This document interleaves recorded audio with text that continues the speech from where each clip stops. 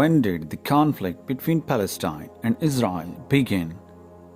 I will tell you all this in today's video, so stay with us and watch today's video till the end. So viewers, let's go to the topic. The Israeli-Palestinian conflict is an ongoing military and political conflict in the Levant. Viewers, beginning in the mid-20th century, it is one of the world's longest continuing conflicts. Various attempts have been made to resolve the conflict as a part of the Israeli-Palestinian peace process, alongside other efforts to resolve the broader Arab-Israel conflict. Viewers, here I would like to provide some background on this. Israeli-Palestinian conflict has its own roots in the last 19th and early 20th centuries, with the birth of major nationalist movements among the Jews and among the Arabs. Views both geared towards attaining sovereignty for their people in the Middle East. The Balfour Declaration was a public statement issued by the British government in 1917 during the First World War, announcing support for the establishment of a national home for the Jewish people in Palestine. Viewers, the collision between those two movements in southern Levant upon the emergence of Palestinian nationalism after the Franco-Syrian War in 1920s escalated into the sectarian conflict in Mandatory Palestine in 1930s and 1940s and expanded into the wider Arab-Israel conflict later on. Viewers, the return of several hardline Palestinian Arab nationalists under the emerging leadership of Haj Amin al-Husseini from Damascus to Mandatory Palestine, marked by the beginning of Palestinian Arab nationalist struggle toward establishment of a national home for Arabs of Palestine. Viewers, Amin al-Husseini, the architect of the Palestinian Arab national movement, immediately marked Jewish national movement and Jewish immigration to Palestine as the sole enemy to his cause, initiating the large-scale riots against the Jews as early as 1920 in Jerusalem and in 1921 in Jaffa.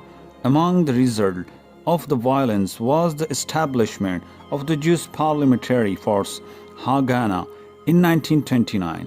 A series of violent riots resulted in the deaths of 133 Jews and 116 Arabs, with significant Jewish casualties in Hebron and Safed, and the evacuation of Jews from Hebron and Gaza.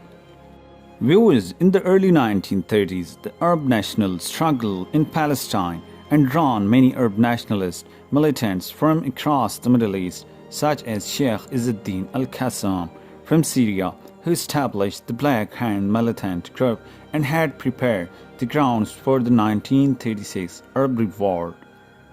Following the death of al-Qassam at the hands of the British in late 1935, tensions erupted in 1936 into the Arab general strike and general boycott.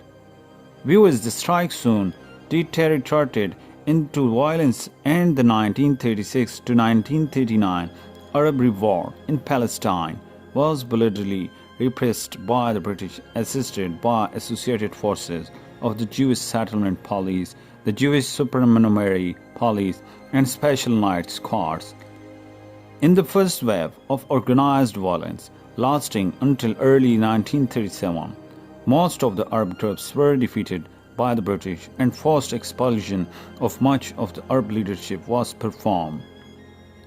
Viewers, the revolt led to the establishment of the Peel Commission towards partitioning of Palestine, though it was subsequently rejected by the Palestinian Arabs.